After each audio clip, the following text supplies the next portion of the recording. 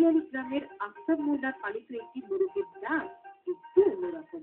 ভয় পেলে মোরগটি যেভাবে ডেকে ওঠে সেটাকে আল্লাহ আল্লাহ শব্দের সাথে তুলনা করা যায়।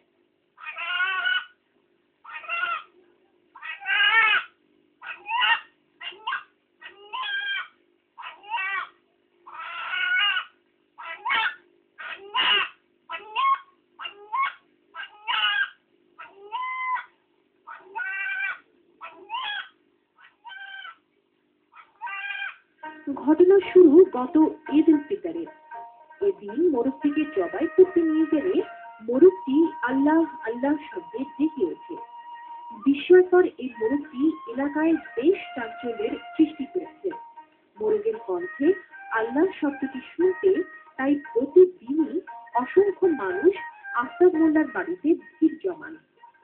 বিচিত্র এই মোরগটিও বাড়িতে তাই পাচ্ছে আলাদা সমাদর।